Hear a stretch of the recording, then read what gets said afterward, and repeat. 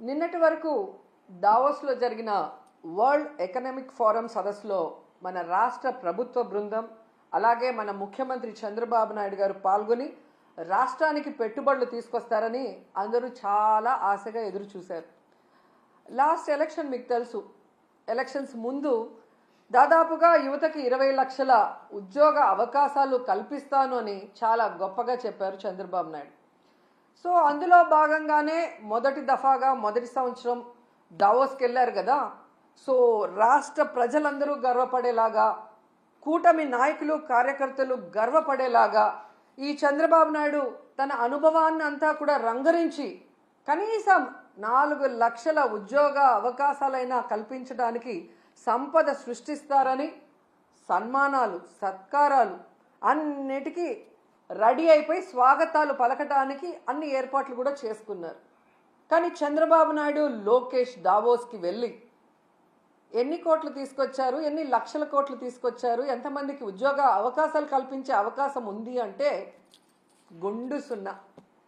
పక్క రాష్ట్రాల వాళ్ళు ముఖ్యంగా తెలంగాణ దాదాపుగా 1,32,000 కోట్ల పెట్టుబడుల్ని తీసుకురావడం జరిగింది.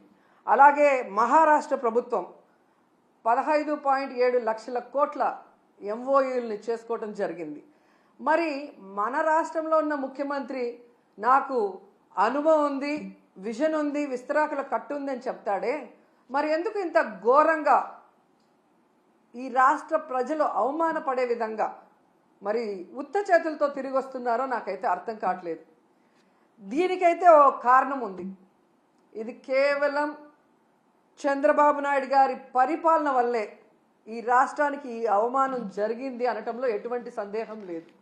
ఎందుకంటే మీరు చూస్తే ఈ చంద్రబాబు నాయుడు లోకేష్ ఈ దావోస్ పర్యటనకు వెళ్ళేటప్పుడు ఏ విధంగా జాతీయ మీడియాకి డబ్బులు విచ్చలవిడిగా జీవోలు రిలీజ్ చేశారు తన కొడుకుని ప్రమోట్ చేసుకోవడానికి అనేది మనం గమనించాం. ముఖ్యంగా పవన్ కళ్యాణ్ లాంటి డిప్యూటీ సీఎం, తన వల్లే ఈరోజు చంద్రబాబు నాయుడు ముఖ్యమంత్రిగా ఉన్నాడు, ఆయన ఇంకా ఉండాలి అనుకుంటున్నాడు పవన్ కళ్యాణ్. కానీ పవన్ కళ్యాణ్ని కూడా దావోస్కి తీసుకువెళ్ళలేదు అంటే తన కొడుకుని ప్రమోట్ చేసుకోవడానికి పవన్ కళ్యాణ్ అడ్డొస్తాడని ఇక్కడే వదిలేసి, దానికి అవసరమైన మంత్రులను కూడా ఇక్కడే వదిలేసి తండ్రి కొడుకులు ఇద్దరు అక్కడికి పోవటం మనం గమనించాం. అంటే వీళ్ళు ఈ యొక్క దావోస్కి వెళ్ళి పెట్టుబడులు తేలేకపోవడానికి కారణం ఏంటంటే ఈరోజు అందరి మధ్యలో ఒకటే, ఈ లోకేష్ రెడ్ బుక్ పాలనే దీనికి కారణమని. ఎందుకంటే మీరు చూస్తే ఈ రాష్ట్రంలో ఎవరైనా పెట్టుబడులు పెట్టాలి అంటే ఒక ఇన్సిడెంట్ గుర్తొస్తుంది. ముంబై నుంచి ఒక జూనియర్ ఆర్టిస్ట్ని తీసుకొచ్చి ఏ విధంగా ఆవిడతో తప్పుడు కేసులు పెట్టించి జిందాల్ లాంటి పారిశ్రామికవేత్తల్ని బెదిరించి బ్లాక్మెయిల్ చేశారు. మరి ఈ విధంగా పారిశ్రామికవేత్తల్ని బెదిరించి బ్లాక్మెయిల్ చేస్తే ఈ రాష్ట్రంలో ఎవరైనా పెట్టుబడులు పెట్టడానికి వస్తారా అని నేను అడుగుతున్నా. అలాగే ఐపీఎస్ అధికారులు సీనియర్ మోస్ట్ ఆంజనేయులు గారు, సంజయ్ గారు, ఠానా గారు, విశాల్ గున్ని లాంటి ఐపీఎస్ ఆఫీసర్ల మీద కూడా కక్ష సాధింపుగా కేసులు పెట్టి వేధిస్తే ఈ రాష్ట్రంలో ఎవరైనా పెట్టుబడులు పెట్టడానికి వస్తారా నేను అడుగుతున్నాను. అలాగే ఐఏఎస్ ఆఫీసర్లకు కూడా 7 నెలలుగా కొంతమందికి పోస్టింగ్లు ఇవ్వకుండా వాళ్ళని వేధిస్తూ వాళ్ళని జైల్లో పెడతామని బెదిరిస్తూ ఈరోజు చంద్రబాబు నాయుడు ప్రభుత్వం డెసిషన్స్ తీసుకుంటుంటే ఎవరైనా పెట్టుబడులు పెట్టడానికి వస్తారని నేను అడుగుతున్నా. ముఖ్యంగా ఈ రాష్ట్రంలో మీరు చూస్తే ఆడపిల్లలు చిన్న పిల్లల మీద అత్యాచారాలు, అఘాయిత్యాలు, అలాగే హత్యలు జరుగుతుంటే అలాంటి రాష్ట్రంలో ఎవరైనా పెట్టుబడులు పెట్టడానికి వస్తారని నేను అడుగుతున్నా. అండ్ ముఖ్యంగా నారా లోకేష్ దావోస్కి వెళ్ళి సిగ్గు లేకుండా నా ప్రత్యర్థుల్ని అనగతొక్కడానికి నేను రెడ్ బుక్ని యూస్ చేస్తున్నాను అని చెప్తే ఎవరైనా పెట్టుబడులు పెట్టడానికి వస్తారా అని నేను అడుగుతున్నాను.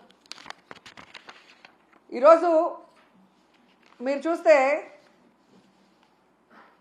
ఈ రాష్ట్రానికి పెట్టుబడులు రాకపోవడానికి కారణం ఈ రెడ్ బుక్ రాజ్యాంగమే.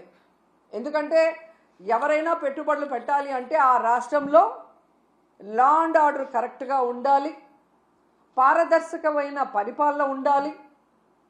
అలాగే రోడ్డు, రైలు, ఏరోప్లేన్, అలాగే పోర్ట్స్, ఇవన్నీ కూడా అంటే ట్రాన్స్పోర్ట్ ఇది కరెక్ట్గా ఉంటేనే అక్కడ పెట్టడానికి అవకాశం ఉంటుంది.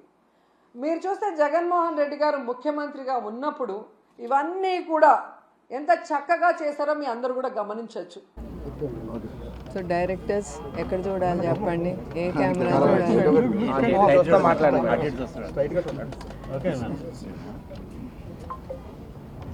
అందరికీ నమస్కారం. ఎన్టీఆర్ మెమోరియల్ ట్రస్ట్ ద్వారా ఫిబ్రవరి 15న NTR memorial trust euphoria musical night అనేది మేము ఇక్కడ ఇందిరాగాంధీ స్టేడియంలో మేము కండక్ట్ చేస్తున్నాము. దీంట్లో తమన్ గారు ఒప్పుకున్నారు ఈ ప్రోగ్రామ్ వే ఫార్వర్డ్ తీసుకెళ్ళటానికి. దీంట్లో నేను కోరేది ఏమనగా ప్రతి ఒక్కళ్ళు కుటుంబంతో వచ్చి, కుటుంబం సమేతంగా ఫ్రెండ్స్తో అందరూ వచ్చి మీరు ఈ ఈవెంట్ని మీరు ఎంజాయ్ చేయాలని నేను కోరుతున్నాను. ఎందుకంటే మీరు ఖర్చు పెట్టే ప్రతి రూపాయి ఏది మీరు ఈ టికెట్ కొంటున్నారో ఈ ఈవెంట్కి, ఈ ప్రతి రూపాయి థాలసీమియాతో బాధపడుతున్న పిల్లలకి, పెద్దవాళ్ళకి మేము ముందుకు తీసుకెళ్తాము. దీంట్లో వచ్చిన డబ్బుతో మేము ప్రస్తుతం ఒక 5 సెంటర్లు మొదలు పెడదామని నిర్ణయించుకున్నాము. ఈ సెంటర్కి అరౌండ్ 40 to 50 lakhs అవుతుందండి. సో అందుకే మేము మెయిన్గా ఈ ఈవెంట్ అనేది పెట్టాము. It is for a social cause. So మేము ఈ ట్రస్ట్ ద్వారా ఈ సోషల్ కాజ్ ఎస్పెషలీ థాలసీమియా పిల్లలకి మేము ఈ సెంటర్స్ అనేది మేము ఓపెన్ చేస్తున్నాం. ఎందుకంటే వాళ్ళకి బ్లడ్ ట్రాన్స్ఫ్యూషన్ కానీ, తర్వాత వాళ్ళు ఊపిరి తీసుకోవటానికి కూడా వాళ్ళు చాలా బాధపడతారు.